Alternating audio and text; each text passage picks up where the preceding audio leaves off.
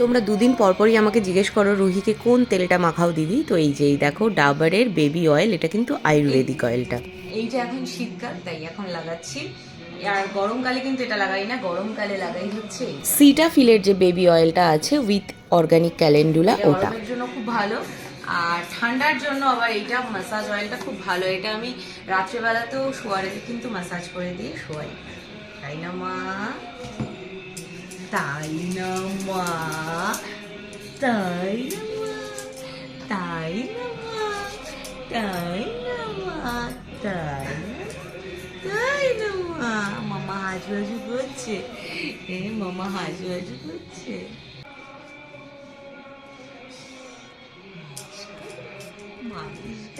তোমাদের কয়েকজনের মেসেজ পেতাম আমি ইনবক্সে যে দিদি তুমি কিভাবে রুহিকে মাসাজ করো, একটুখানি দেখিও, আমাদের সাথে শেয়ার করো, আমরা নিউ মম, আমাদেরও বুঝতে সুবিধা হবে, অথবা তুমি কোনো মালিশ লিখে দিয়ে মালিশ করাও কিনা।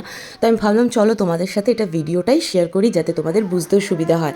আমি কিন্তু অন্য কোনো কাউকে দিয়ে মালিশ করাই না, আমি নিজে নিজেই তেল মাসাজ করাই, আর কখনো ওকে খুব বেশি জোর দিয়ে মাসাজ করাই না, হালকা হাতের উপরে করাই। আর কিছু টিপস ফলো করি, যে টিপসগুলো আমি নেট ঘেটে বিভিন্ন পিডিয়াট্রিকের কাছ থেকে পেয়েছিলাম। তারা যে টিপসগুলো শেয়ার করেছিল যে বাচ্চাদের কিছু কিছু মালিশ আছে, অয়েল ম্যাসাজ আছে, যেগুলো করলে পরে গ্যাস রিলিফ হয়, ওদের গ্যাস বেরিয়ে যেতে সাহায্য হয়, ওদের হজমে সুবিধা হয়, তো সেইগুলো ফলো করি। চলো তোমাদের সাথেও বলে দিই।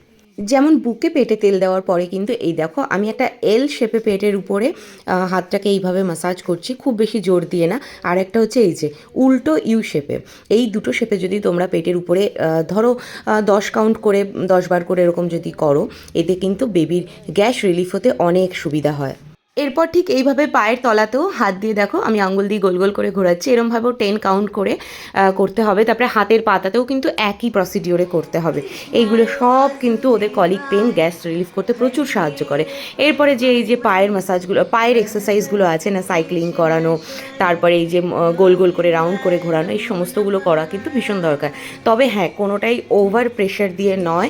আর যেটা ট্র্যাডিশনাল সেই আগেকার দিনে দেখা যেত না, নাক উটি তারপরে হচ্ছে সেই মাথায় ঠেসে ঠেসে তেল দেওয়া, তারপরে জোরে জোরে প্রেশার দিয়ে দিয়ে হাত পায়, আমি কিন্তু ওইগুলো একদমই করি না। এগুলো যার যার নিজস্ব ব্যাপার। তবে হ্যাঁ, আমি মনে করি ডক্টরের কথা ফলো করা অবশ্যই দরকার, ডক্টর কিন্তু ওগুলো করতে বারণ করেন। তো যাই হোক, এই হয়ে গেল। আর দেখো ও কিন্তু ভীষণ মজা করে এনজয় করে তেল মালিশ করাটা, মানে মাসাজ টাইমটা উপভোগ করে। আর এই যে মাথার জন্য আমি এই হিমালয়ার যে হেয়ার অয়েলটা আছে এটা ইউজ করি। আর গায়ের জন্য যেটা, সেটা তো আগের ভিডিওতে তোমাদের বলেই দিয়েছি। আর টামি টাইমটা কিন্তু অবশ্যই দরকার, অতি অবশ্যই দরকার। এখন রুহির এজ হচ্ছে 4 মাস চলছে ওর, তাতে করে আমি দিনে 4 থেকে 5 বার ওকে 5 মিনিট করে টামি টাইম দেওয়ার চেষ্টা করি। নিউবর্ন বেবিদের নাভি পড়ে যাওয়ার পর থেকে কিন্তু টামি টাইম দেওয়াটা দরকার, তবে ওদের বয়স অনুযায়ী টামি টাইমের টাইমটাও কিন্তু চেঞ্জ হয়। এইভাবে ওকে আমি 5 মিনিট রেখে দেবো। আর এটা অন্য সময় যখন করি তখন কিন্তু ওর সামনে আমি ফ্ল্যাশ কার্ড হোক বা কোনো ওর যেটা আই অ্যাট্রাক্ট হবে এরকম টাইপের খেলনা দিই। তবে এখন যেহেতু স্নান করাচ্ছি তো সেই জন্য আর ওইসব দিচ্ছি না, এখন এই পিঠ মাসাজ ফাসাজ এসব করতে করতে 5 মিনিট টাইম ওভার হয়ে যাবে। এই যে যে যে যে যে ওলে বাবালে বাবালে বাবালে বাবালে বাবালে বাবালে বাবালে বাবালে।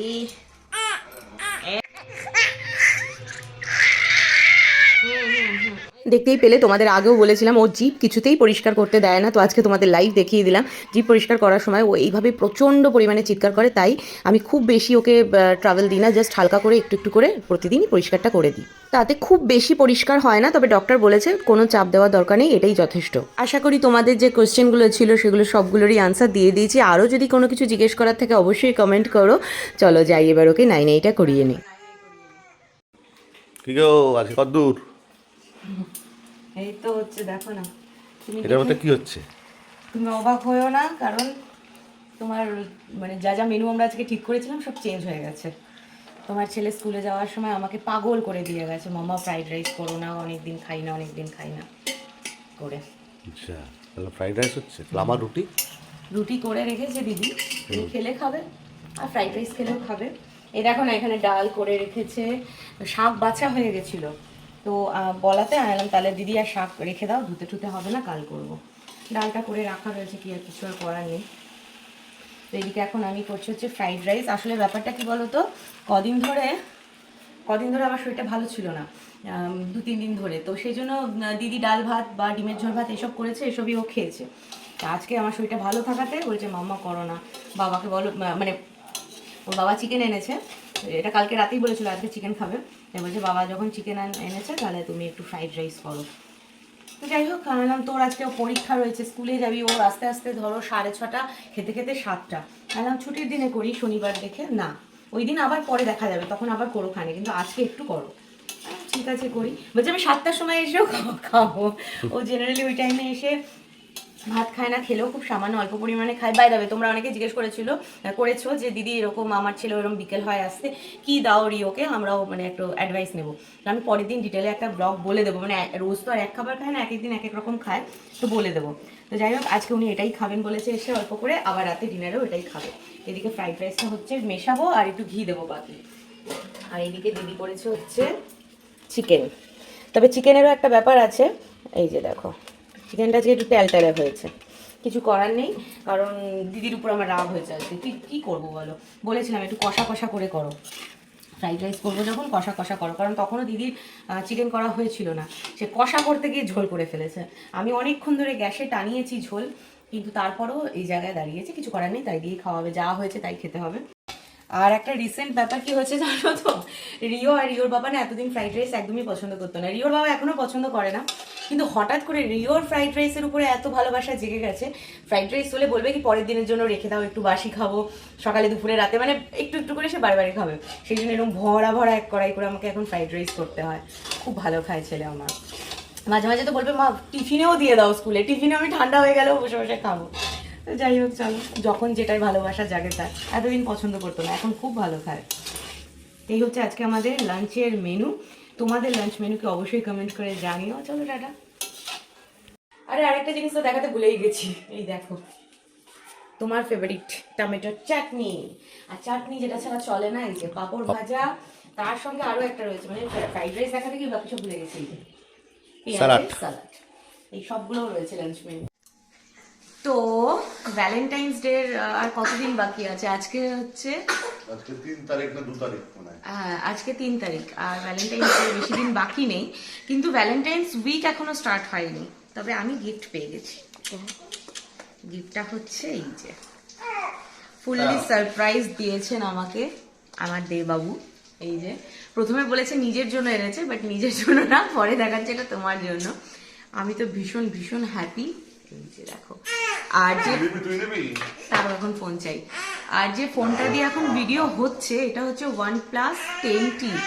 এটা 2023-এর ওই ভ্যালেন্টাইন্স ডে একটু আগ দিয়েই তিনি আমাকে গিফট করেছিলেন, মানে 31 জানুয়ারিতে গিফট করেছিল। কারণ হচ্ছে আমরা 31 জানুয়ারিতেই কাশ্মীর যাচ্ছিলাম, তো সেই জন্য বলো আমি তোমাকে একটু অ্যাডভান্স গিফট করে দিলাম, কারণ যাতে তুমি ভিডিও করতেও পারো সুন্দর সুন্দর, অথচ ভ্যালেন্টাইন্স ডেটার কিছুদিন আগে।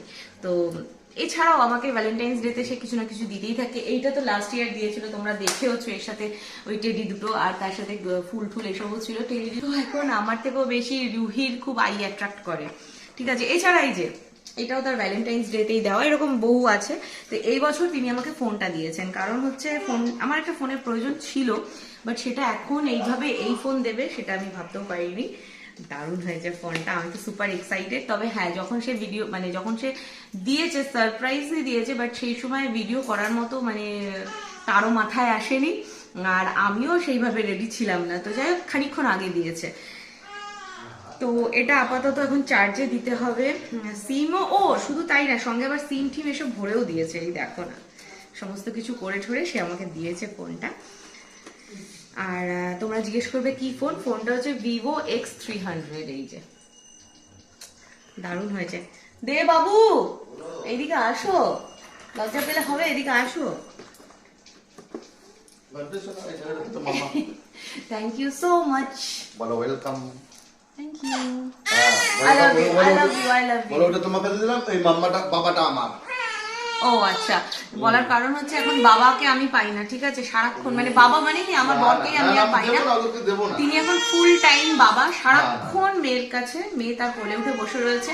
আমি যদি তাকে একটুখানি এরকম ধরতে যাই তাহলেও মেয়ের চিৎকার শুরু হয়ে যায়, শুনতে পাচ্ছ চিৎকার, সেম এরকম চলে ব্যাপারটা। যাই হোক চলো, আমি অ্যাডভান্স ভ্যালেন্টাইন্স ডে গিফট পেয়ে গেছি, আমি ভীষণ ভীষণ ভীষণ হ্যাপি। টাটা।